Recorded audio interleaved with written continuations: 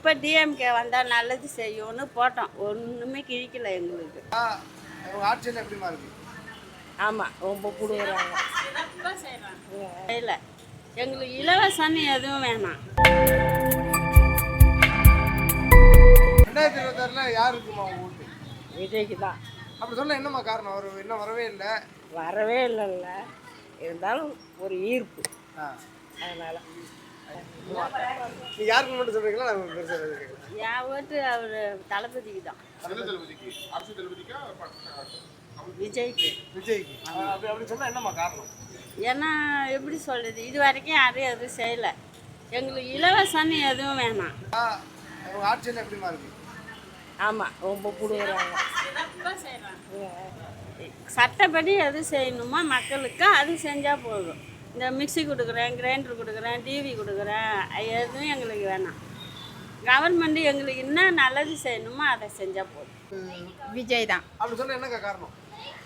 இப்போ ஒரு புதுசாக ஒரு மாற்றத்தை வரலாம் தான். ஏற்கனவே அவங்க தானே 2 பேருமே ஆட்சி கொண்டுட்டு வந்திருக்காங்க. புதுசாக விஜய் வந்தால் நல்லா செய்வாங்க, மகளிருக்கு, பொம்பளைங்களுக்கு எல்லாமே. அதனால எங்களுக்கு எல்லாமே விஜய் தான் ரொம்ப பிடிக்கும். சீமான் வந்து எப்படி தான்? சீமான்லாம் எனக்கு அவரை பற்றி தெரியாது. எனக்கு அவர் பார்க்கவும் மாட்டேன், எனக்கு பிடிக்காது அவர்.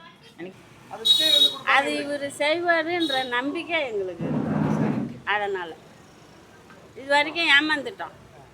இது வரைக்கும் நான் என் வயசுக்கு நான் ஒரு 4-5 எலெக்ஷனுக்கு ஓட்டு போட்டிருக்கேன், ஏமாந்துட்டேன். அதாவது எப்படி சொல்றது, எங்கள் அப்பா ஏடிஎம்கே, நாங்கள் ஏடிஎம்கேக்கு தான் ஃபஸ்ட்டு போட்டு வந்தோம். இப்போ டிஎம்கே வந்தால் நல்லது செய்யும்னு போட்டோம். ஒன்றுமே கிழிக்கல எங்களுக்கு. அதனால் இப்போ இவரும் என்ன செய்கிறாருன்னு பார்த்துக்கிட்டு அடுத்தது எப்படின்னு பார்த்துக்கலாம். அந்த மாதிரி நீங்கள் ரொம்ப குறையா நினைக்கிறது? எதுவுமே இல்லைப்பா. ஒரு சிமெண்ட் ரோடு போடுறோம், நாங்கள் இருக்கிற ஏரியாவுக்கு போடல. ஆனால் அவங்க கட்டுறாங்க கட்டடம், 5 கட்டடம் 6 கட்டடமாக போகுது, மாடி மேலே மாடியாக. எங்களுக்கு சிமெண்ட் ரோடு கூட, நாங்கள் இருக்கிற ஏரியா வந்து பாருங்கள், சிமெண்ட் ரோடு கூட கிடையாது. அப்படியே போட்ட ரோடு கூட ஜல்லி பேத்துக்குன்னு வெறுங்காலில் நடக்கவே முடியாது, காலில் அப்படி பொக்குது. இது என்ன மக்களுக்கு என்ன செய்கிறாங்க? விஜய் மட்டும்தான். நாங்கள்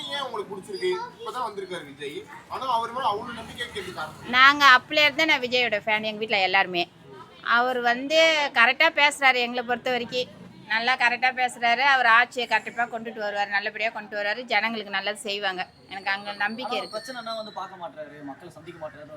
அவர் வந்தால் தான் கூட்டம் வருது. அப்புறம் கூட்டத்தில் அவங்கவுங்க எடுத்து போயிட்டுனா விஜய் சொல்ல முடியாது இல்லையா? முதலமைச்சராக ஆனால் கண்டிப்பாக அவர் பார்ப்பார். அவர் எல்லாமே புதுசாக வராங்க, எல்லா அமைச்சருங்கெல்லாம் எல்லாமே. அதனால் அவங்க சொல்கிறபடி கேட்பாங்கன்னு ஒரு நம்பிக்கை தான்.